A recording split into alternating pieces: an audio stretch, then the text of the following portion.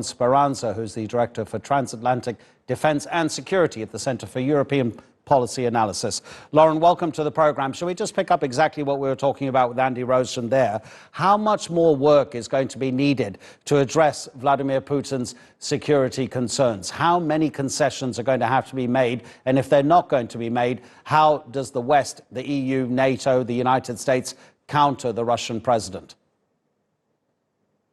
Well, I think you're absolutely right that this is a question that stretches far beyond just the issue of Ukraine and of NATO or EU membership for Ukraine. This is fundamentally about Russia's place in the world and Russia's desire to restore its sphere of influence over countries that used to be part of the Soviet Union, and for Putin's desires to basically go back to empire building. And I think that while Ukraine has been a central part of this, and it's a tragedy what is happening there right now, and it's really a kind of obsession for Putin, this has fundamentally changed the European security order. It's shattered the peace on the continent, and this will have profound implications for the years to come.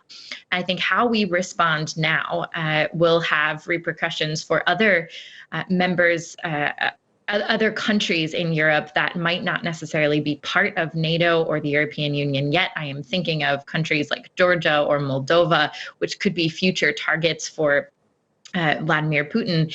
And I think it's held true that NATO so far has served as a deterrent from Putin trying to attack NATO territory, from allied member territory.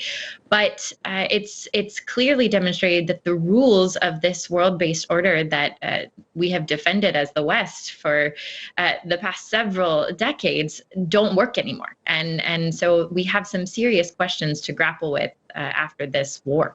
Yeah, and maybe Vladimir Putin would agree with you, because possibly that's why he's launched this military action, because he can't get diplomatically what he might hope to get by launching this incursion into Ukraine.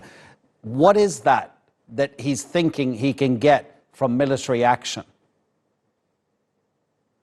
Well, I think the first obvious thing is that his goal is to control Ukraine outright. And, of course, he was asking for these maximalist demands that he knows are non-starters for Ukraine and for the West, guarantees that Ukraine would not join NATO in the future.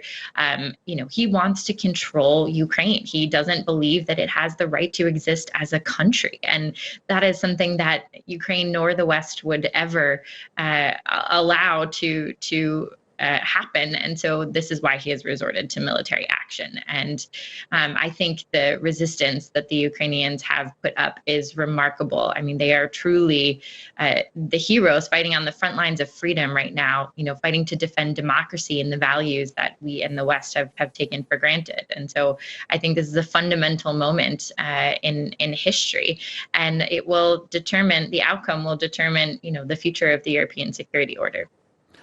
Do you think the Russians have thought the end game through properly here?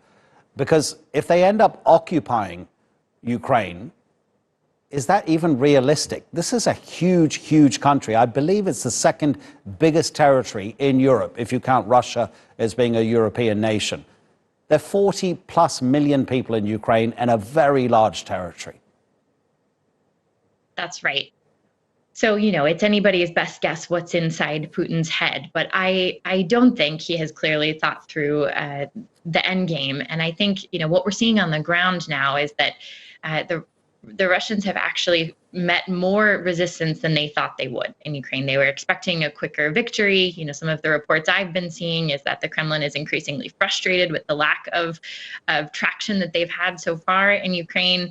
Now, granted, the Russian military is still largely outnumbers and is more well-equipped than the Ukrainian forces. And now that they have had these frustrations so far, clearly they are going to shift their tactics. And so it's important to remember that while the Ukrainians have put up such incredible and admirable resistance, the Russians are likely going to change tactics, and it is only day 3 of this war. So a lot remains to be seen about how the war will unfold and what will take place, what the Russians might try. They could likely look to accelerate their tactics, move away from the simple ground fight fighting that we're seeing now to other types of tactics that could be more lethal. And so that's why all of the assistance that we see now pouring into Ukraine is more important than ever. But, I do think the Russian supply lines and they're becoming longer. It's increasingly difficult for them to sustain things with, they're running out of fuel and food and very practical things. So there are still struggles that the Russian military are grappling with. The will to fight on their side is low. So the ability to hold the entire territory of Ukraine certainly is not a guarantee. Lauren, really appreciate your time and the analysis. Thank you so much. Lauren Speranza in Washington. Thanks for having me.